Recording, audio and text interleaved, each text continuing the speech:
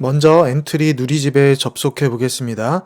검색창에서 엔트리로 검색하거나 또는 주소 표시줄에 엔트리 누리집에 주소를 입력해서 접속해 주세요. 엔트리로 검색한 결과입니다. 클릭해서 엔트리에 접속해 보겠습니다. 엔트리 누리집에 접속이 되었습니다. 자, 위쪽에 있는 메뉴 중에 만들기, 그 중에서 교과용 만들기를 눌러주세요.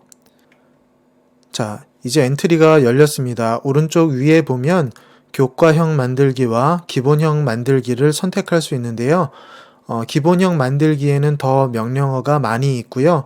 그 중에서 교과서에서 주로 다루는 중요한 명령어들로 간추려진 것이 교과형 만들기입니다.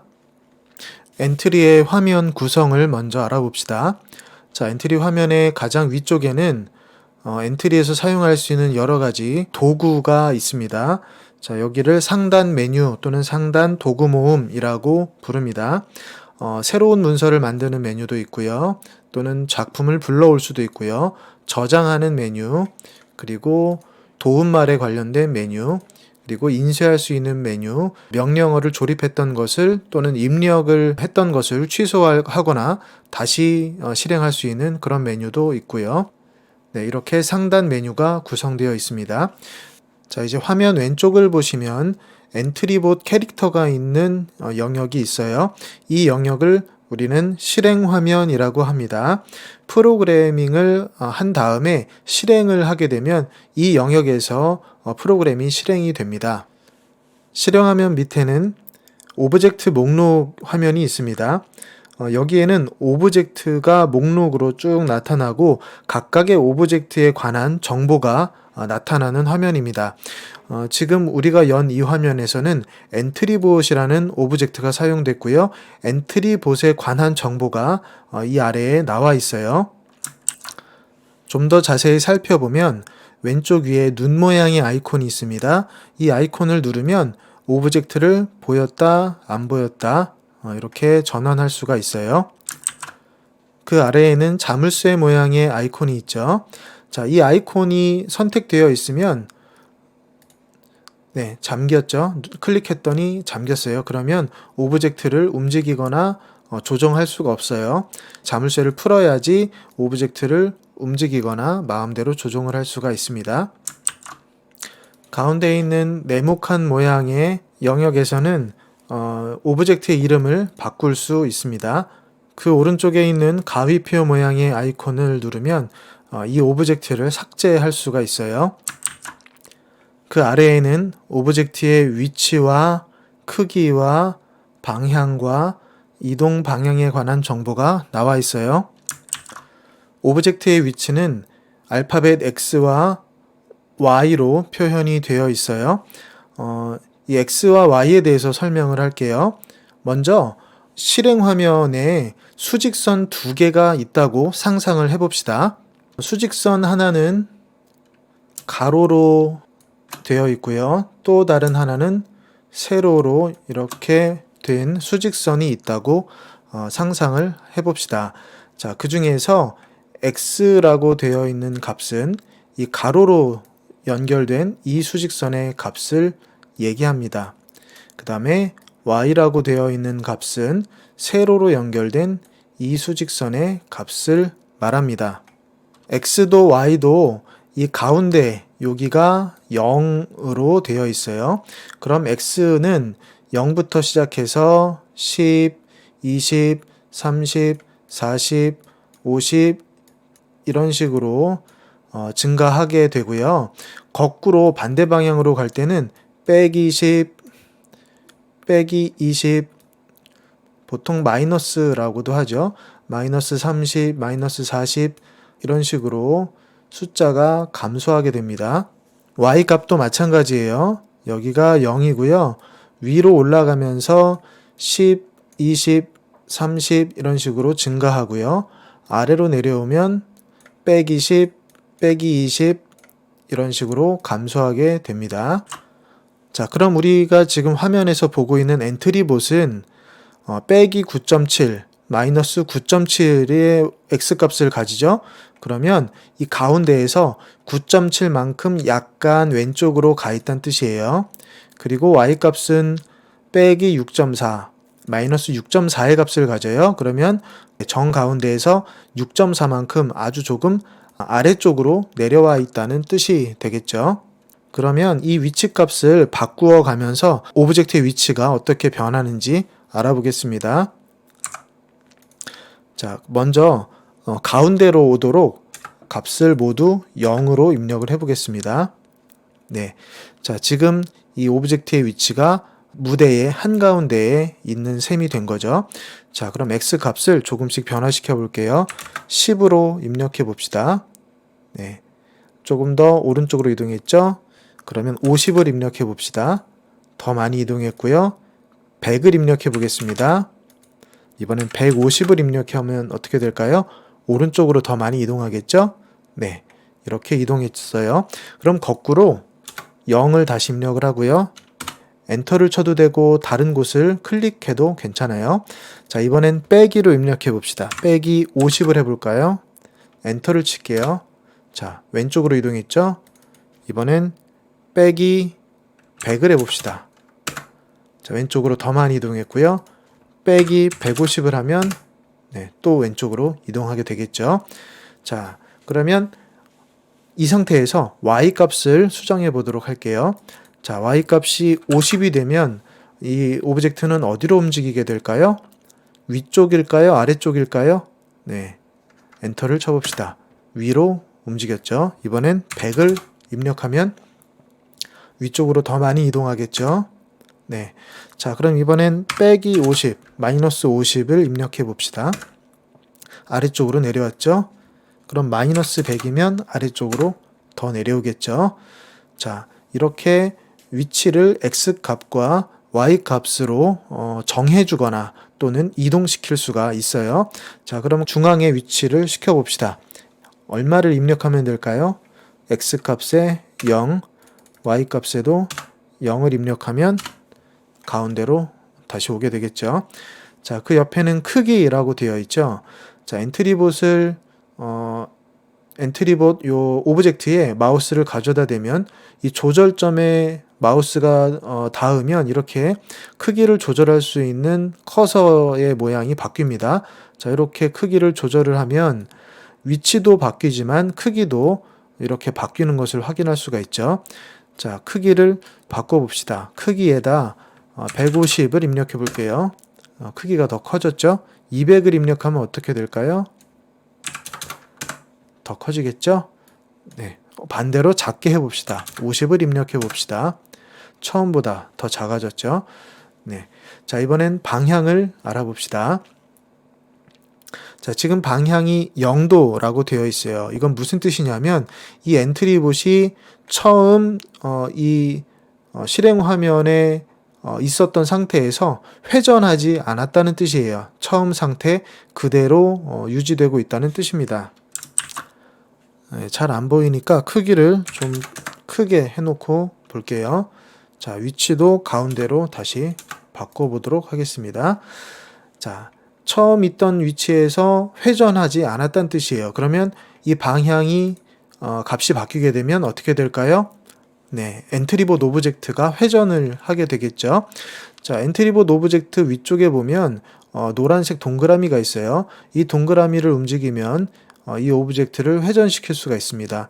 자, 이렇게 회전을 하니까 방향에 해당하는 값이 변했죠. 자, 다시 원래대로 갖다 놓아 봅시다.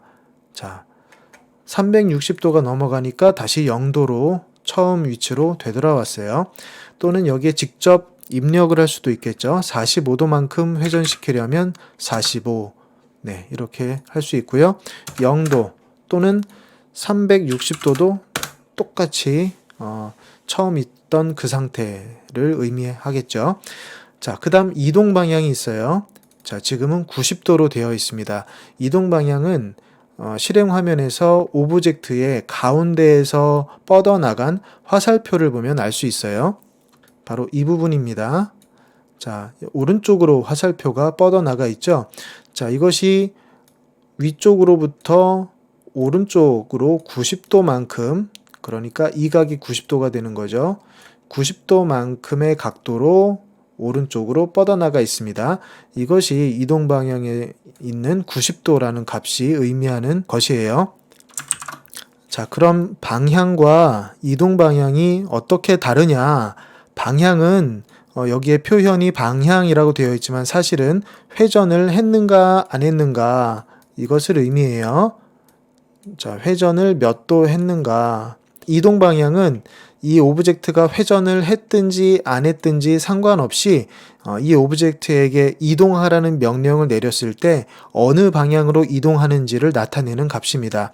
그러면 이 오브젝트에게 예를 들어서 10만큼 이동해라 이렇게 명령을 준다면 90도라는 이동 방향으로 10만큼 움직이게 되는 거죠. 그럼 실행 화면에 있는 이 엔트리보드 오브젝트는 오른쪽으로 10만큼 움직이게 되겠죠. 또는 100만큼 움직여라 하는 명령을 내린다면 이동 방향이 설정되어 있는 이 오른쪽 화살표가 가리키는 오른쪽 방향으로 100만큼 움직이게 되는 것이죠. 자, 이 부분이 조금 어려울 수 있어서 한 번 더 정리해 봅시다. 자, x값과 y값은 위치를 의미합니다. x는 가로로 어느 위치에 있는지를 뜻하고 y는 세로로 어느 위치에 있는지를 뜻합니다. 자, 이렇게 화살표를 하면 수직선이 좀 더 명확하겠죠? 자, 크기는 얼만큼 큰지 여기에 입력을 하거나 또는 조절점을 가지고 조정을 했을 때 그 값이 여기 크기란에 나타나게 됩니다. 자, 그 다음 방향은 여기에 있는 이 조절점을 이용해서 왼쪽 또는 오른쪽으로 움직여서 회전을 시킬 수가 있고요. 그래서 이 방향이라고 표현이 되어 있지만 사실은 회전을 했느냐 안 했느냐 또는 회전을 얼마만큼 했느냐를 의미하는 값이에요. 자, 그 다음 이동 방향은 이 오브젝트에게 움직이라는 명령을 내렸을 때 어느 방향으로 이동하게 되는가, 이것은 가운데 있는 화살표를 보면 된다고 했죠. 그래서 이 오브젝트는 90도에 해당하는 오른쪽 방향으로 움직이게 된다는 것을 우리가 이 화살표를 보면 알 수가 있습니다. 오브젝트 목록의 맨 아래에는 회전 방식을 설정할 수 있는 칸이 있습니다. 제일 먼저 기본적으로 이렇게 동그라미의 화살표가 된 모양이 선택이 되어 있어요. 이렇게 되어 있을 때 오브젝트가 움직이다가 만약에 벽에 튕기는 명령을 준다 그러면 위아래 왼쪽 오른쪽이 다 바뀝니다. 뱅그르르 돌기 때문이에요. 한번 살펴볼까요? 네, 이렇게 왼쪽 오른쪽도 바뀌고 위아래도 바뀌죠. 자, 두 번째 걸 선택하면 어떻게 변할까요? 왼쪽 오른쪽으로 화살표가 되어 있죠. 이런 경우에는 위아래는 바뀌지 않고 왼쪽 오른쪽만 모양이 바뀌게 됩니다. 확인해 볼까요? 네, 이런 모양으로 나타납니다. 자, 세 번째는 뭘까요? 네, 요거는 왼쪽 오른쪽도 바뀌지 않는 거예요. 회전하지 않은 상태로 튕기는 모습이 나타나도록 되어 있는 설정입니다. 자, 확인해 보겠습니다. 자, 벽에 튕겼지만 회전하지 않는 것을 확인할 수 있어요. 자, 가장 기본 값은 위아래 왼쪽 오른쪽 상하 좌우가 모두 회전하는 요것이 기본입니다. 자, 이제 가운데 부분에 해당하는 이 영역에 대해서 알아봅시다. 이 부분을 블록 꾸러미라고 부릅니다. 교과서 81쪽에 화면 구성에 관한 내용을 참고해서 보시면 더 이해하기 쉬울 거예요. 자, 블록 꾸러미.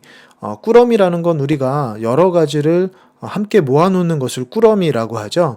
이 부분에는 여러 가지 블럭이 이렇게 모여있는 그런 곳입니다. 여기서 블럭을 선택해서 오른쪽으로 가져다가 조립을 할 수 있어요. 블록 꾸러미의 왼쪽에 보면 시작, 흐름, 움직임 등등 이렇게 여러 가지 종류가 나와 있는데 이것이 블록의 종류를 나타내고요. 여기를 클릭하면 시작에 해당하는 블록이 오른쪽에 나타나게 됩니다. 자, 시작이라는 분류에 해당하는 블록들이 이렇게 있고요. 흐름에 해당하는 블록들, 움직임에 해당하는 블록들, 마지막으로 화면의 오른쪽 영역을 설명하겠습니다. 이 부분은 블록 조립소라고 합니다. 조금 전에 설명했던 블록 꾸러미에서 필요한 블록을 가져와서 이곳 블록 조립소에서 조립을 하게 됩니다. 그러면 이 블록 조립소에서 조립된 명령을 오브젝트가 수행을 하게 됩니다. 자, 지금까지 엔트리의 화면 구성을 알아보았는데요. 이 화면에서 프로그래밍이 어떻게 진행되는지 알아보겠습니다. 자, 엔트리를 실행하면 먼저 이렇게 기본적으로 엔트리봇이라는 캐릭터가 보입니다. 우리가 이 실행 화면에 가지고 올 수 있는 모든 것들, 말하자면 캐릭터나 사물이나 또는 배경 그림이나 또는 경우에 따라서 글상자 이런 것을 가지고 올 수 있는데 여기에 배치할 수 있는 모든 것을 우리는 오브젝트라고 부릅니다. 이 오브젝트를 가져다 놓고 각각의 오브젝트에 명령어를 입력해서 우리가 프로그래밍을 하게 되는 것이에요. 가져온 오브젝트의 이름은 무엇인지, 위치나 크기나 방향 또는 회전 방식을 확인하고 수정할 수 있는 것이 바로 여기 오브젝트 목록 창이죠.